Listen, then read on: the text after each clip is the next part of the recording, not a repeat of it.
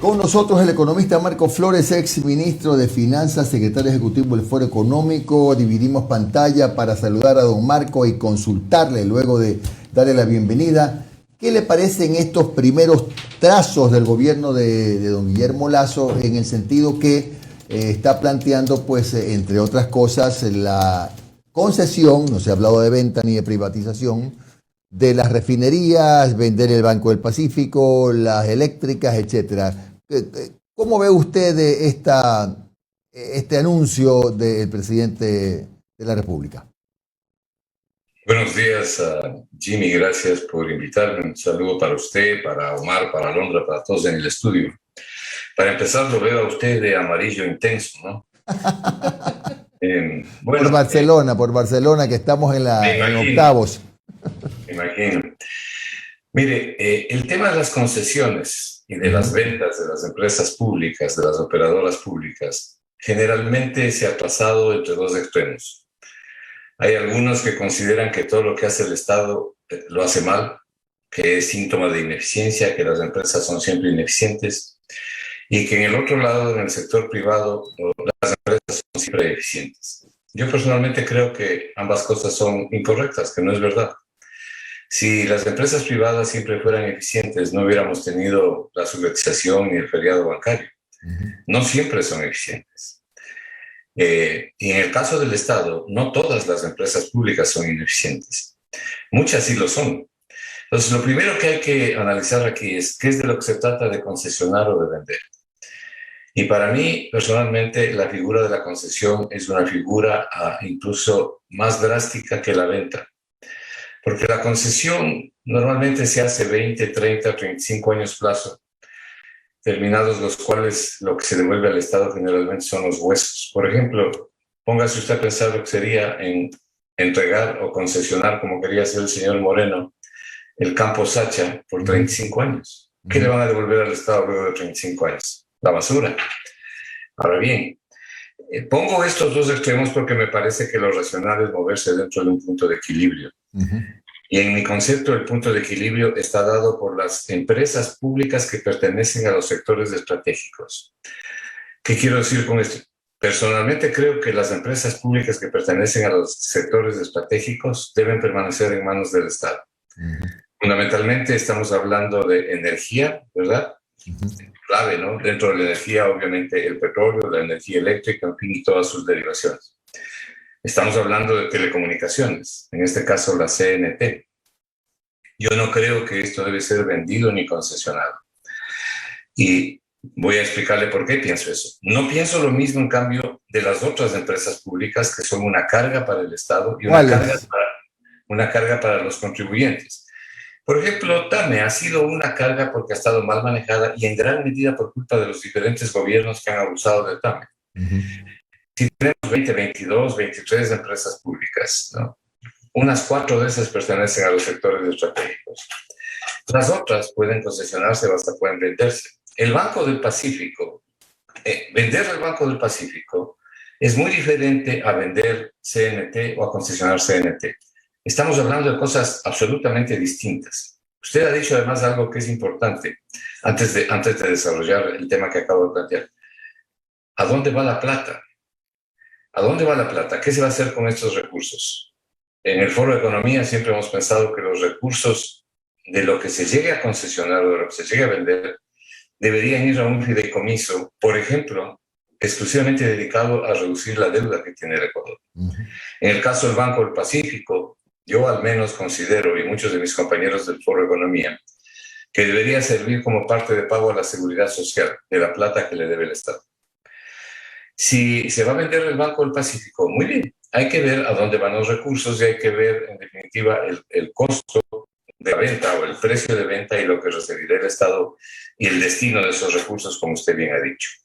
En los extremos tenemos dos ejemplos muy claros. El uno, la Argentina de la época de Menem, y el otro, Bolivia. Bolivia cuando Luis Alberto Arce Catacora fue ministro de Economía. Luis Alberto Arce Catacora es el actual presidente de Bolivia. En la época de Menem, ¿no? Se vendió todo lo que se movía, ni siquiera se concesionó, prácticamente se vendió todo lo que se movía. Pero ¿cuál fue el resultado? Terrible. lamentable para los argentinos, porque los argentinos se quedaron sin las empresas, el gobierno se gastó la plata, se gastó toda la plata, subieron las tarifas de manera importante, significativa, las tarifas de los servicios. No mejoraron realmente la calidad de los servicios, sino mínimamente. Entonces, al final del día, los argentinos se quedaron sin la plata, sin las empresas, sin mejores servicios que puedan realmente identificarse y con tarifas mucho más altas. ¿Qué pasó en el caso de Bolivia? El llamado milagro boliviano, Jimmy, reconocido en todo el mundo, que fue el artífice de eso fue, como acabo de decir, Luis Arce Catacora, el entonces ministro de Economía. Bajó de manera sustantiva la pobreza, prácticamente bajó 38% de pobreza. El crecimiento económico fue estable, creciente, durante los 10 más años que Arce Catacora estuvo en el Ministerio de Economía. Los resultados que tuvo la economía boliviana bajo la dirección de Lucho Arce fueron sorprendentes y en el mundo se conoció como el milagro boliviano. Si usted le escucha a Luis Arce y si alguien ha seguido lo que pasó en Bolivia, yo he seguido siempre lo que pasó en Bolivia, sigo lo de Argentina, sigo lo de Portugal. Si alguien quiere ver lo que pasó en Bolivia, Lucho Arce se basó en mantener en poder del Estado los sectores estratégicos, justamente los sectores estratégicos, y ahí asentó el crecimiento económico. Por ejemplo, nacionalizaron el petróleo, y sorpréndase, inmediatamente hicieron contrataciones, ¿y sabe con quiénes? Con empresas norteamericanas, básicamente, que estaban contentas, que estaban ganando buen dinero y que el Estado tenía ahora una participación mayor. Entonces, todo depende de qué empresas estemos hablando para concesionar o para vender. Y le cito un ejemplo adicional, en el caso del Ecuador. En el gobierno del señor Moreno, el ministro de Petróleos, el ministro de Hidrocarburos, Ortiz, estaba desesperado por entregar el campo Sachi. Sí. Cuando usted quiere entregar un campo petrolero, lo cual me parece a mí un crimen de lesa humanidad, y le voy a decir por qué, contra el Estado. El campo Sacha es un campo que produce aproximadamente entre 70 a 75 mil barriles, 70 mil por ahora y podría más o menos producir 75 mil. El costo de producción de cada barril de petróleo es $8. Los cálculos estimados de la concesión del campo Sacha significaría que el costo de producción promedio por barril subiría fácil a 14 o 16 mil dólares, $16 por barril, al doble. Eso significaría una pérdida brutal para el Estado. La pregunta es, ¿cuál es el análisis de costo-beneficio que se justifica semejante barbaridad? Entonces, lo que decían quienes querían hacer esto es que no hay la plata para invertir en el campo Sachi, que se requieren 2.000 millones, lo que siempre dicen, ¿no? Para vender o concesionar. Economista, perdone la interrupción, economista, disculpe la interrupción, pero el presidente Lasso no ha dicho, no ha hablado de vender el campo Sacha, ha hablado de concesionar las refinerías. No sé si esa figura se acomode un poco mejor o se acerque un poco a lo que hizo el presidente de Bolivia. Bueno, por eso le decía, hay que ver de qué estamos hablando. Efectivamente, el presidente Lasso ha hablado de cosas concretas, habló del Banco del Pacífico y de las refinerías. A mí me parece que está bien concesionar las refinerías, pero bajo condiciones bien claras que debe establecer como prerequisito el Estado ecuatoriano. Es decir, el traslado de los costos al precio de los combustibles tiene que ser celosamente cuidado. Ya ve ahora mismo lo que está pasando con el tema de los combustibles. Con las bandas. Claro, las protestas que están habiendo, ¿no? Bueno, aunque básicamente en el caso del diésel. Usted acaba de escuchar al señor Isa lo que acaba de decir, usted mismo lo ha entrevistado.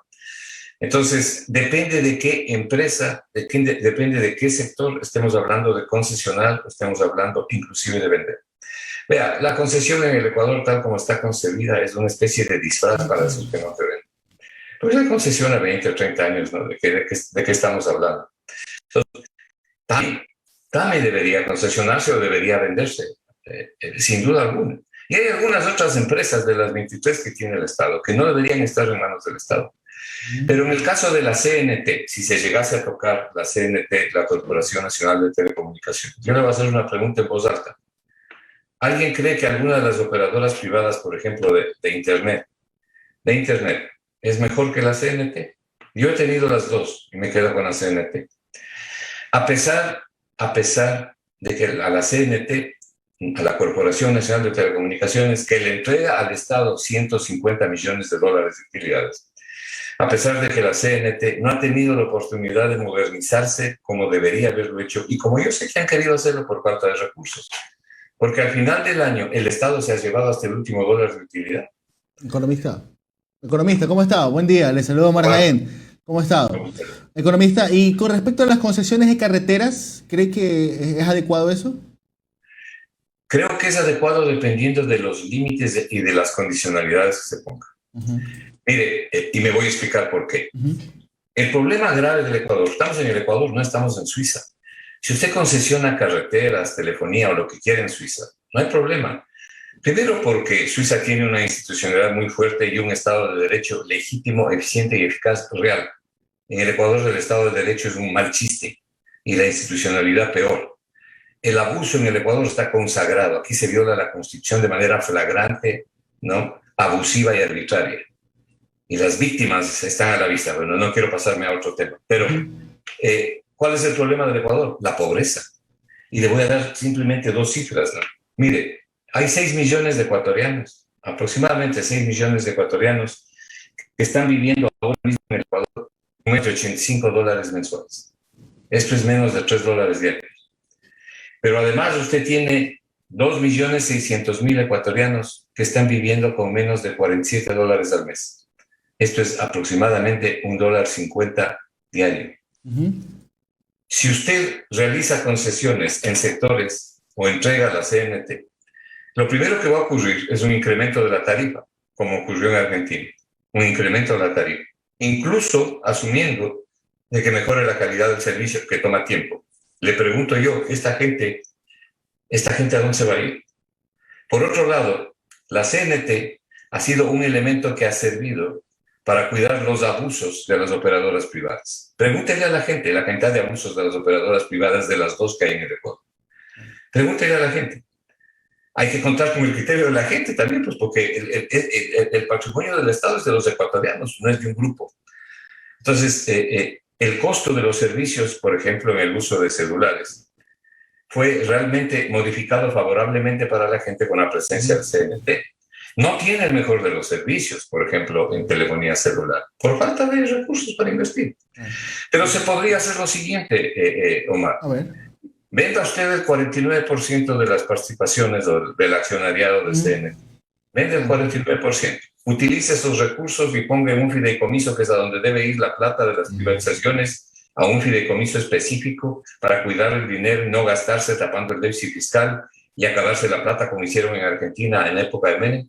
Ponga en un fideicomiso, por ejemplo, para pagar el seguro social con las inversiones del fideicomiso o para pagar la deuda, para lo que usted quiera, pero cuidando los recursos. Entonces, en el caso, le digo, de la CNT, vende el 49%, haga caja, por ponerlo de una manera simple, pero mantiene el 51% del Estado, porque es un sector estratégico de la economía ecuatoriana. Economista. Otros sectores no lo son, y en el petróleo ni digamos, en los campos petroleros ecuatorianos. Economista, permítame en honor al tiempo, pasarnos a un temita que también es económico, pero que también causó polémica, sobre todo la semana anterior.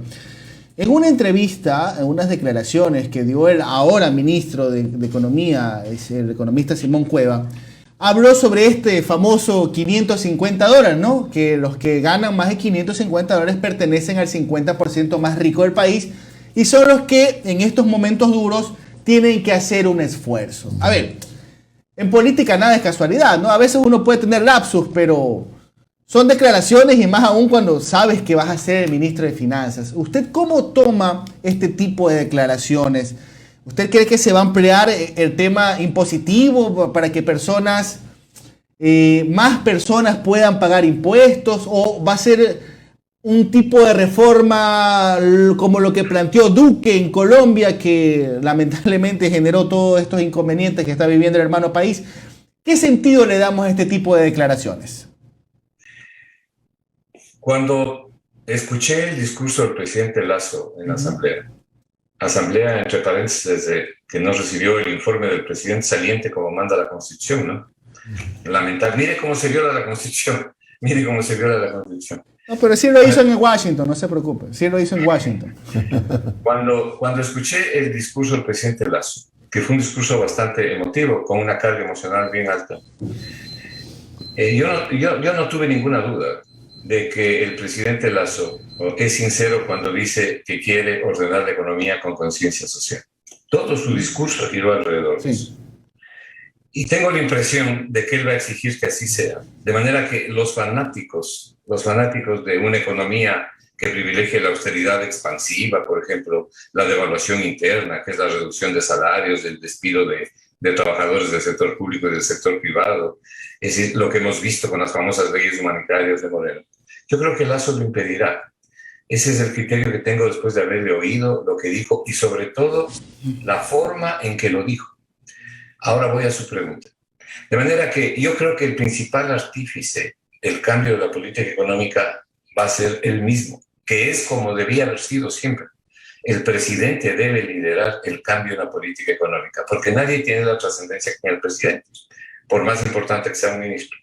Ahora, en el caso de las declaraciones de Simón Cueva, no sé si las palabras han ido más allá de las ideas. No sé si realmente la interpretación que se está dando es lo que él quiso decir.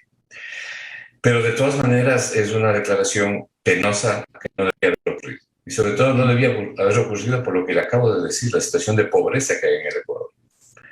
Pero en el Ecuador, la mayor parte de la gente no gana $550, gana mucho menos en el promedio, muchísimo menos. Y las cifras que le di son dramáticas.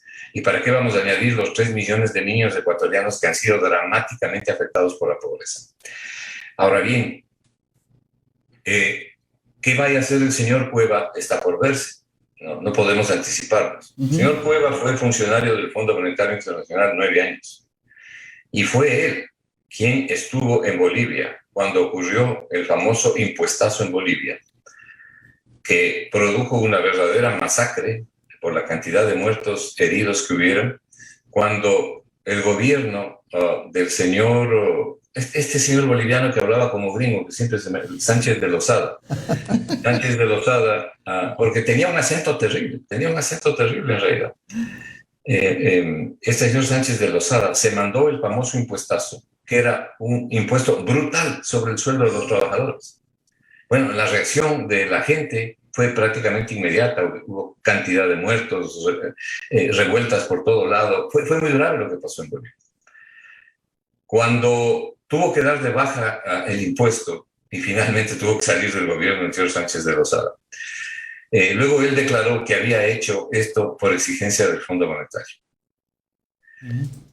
Yo creo que en el caso del gobierno ecuatoriano hay cosas que puede lograr directamente el presidente Lasso.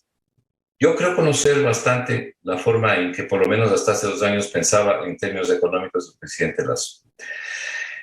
Yo creo, por ejemplo, que él puede lograr que el Fondo Monetario se olvide de subir el IVA en el Ecuador al 15% y puede negociar algunas medidas complementarias.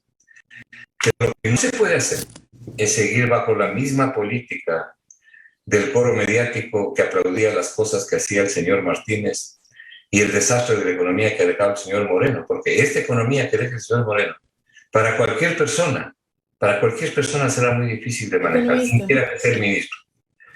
Economista, ¿cómo está? Le saluda a Alondra Santiago. Lo veo de azul, o usted, aquí haciéndole competencia a Jimmy. ¿Cómo que competencia?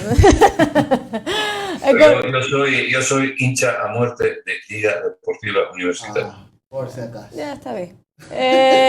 Hoy una pregunta rapidito para poder entender algunas cosas. Usted estaba haciendo la comparación con Menem, que lanzó toda esta ola de privatizaciones un tanto agresivas en Argentina, podemos decirlo así, y eso terminó con la salida de la convertibilidad, etcétera. Una ola similar, ¿qué consecuencias podría traer aquí en Ecuador con respecto a la dolarización? No tiene realmente nada que ver una cosa con la otra. La convertibilidad de Argentina terminó explotando porque se les ocurrió establecer tipos de cambio distintos, múltiples. Establecieron un tipo de cambio para ciertas cosas, otro para ciertas cosas, y entonces la plata comenzó a filtrarse por ahí y finalmente estalló la convertibilidad. Es lo que se quería hacer en el Ecuador con el famoso timbre cambiario, que era generar un tipo de cambio adicional que hubiera terminado con la dolarización o por lo menos lo hubiera puesto en grave riesgo. El buen manejo de la economía es lo que garantiza la dolarización. Y a la dolarización hay que dejarle trabajar. Lo que sí es importante señalar es que el Ecuador puede sacar mucho más provecho y mucho mejor provecho de la dolarización de lo que ha tenido hasta ahora. Porque la dolarización es un incentivo para la inversión, o debería ser un incentivo para la inversión. Pero nosotros requerimos de manera urgente reconstruir no solo la economía y el empleo, que es evidente que hay que hacerlo. Necesitamos reconstruir el Estado de Derecho y la institucionalidad. Nadie querrá venir al Ecuador, nadie querrá invertir en el Ecuador que no sea en el lomo fino, ¿no? En lo que produce grandes utilidades. Digo, nadie querrá invertir y mantener sus inversiones en el Ecuador, mantenerlas de forma estable, si no encuentra estabilidad jurídica, Estado de Derecho, respecto a las normas, a las leyes. Esto es clave, esto es fundamental en cualquier parte del mundo. Y en el Ecuador usted ve cómo funciona la institucionalidad del Estado de Derecho. Entonces, no creo que tengamos problema con la dolarización.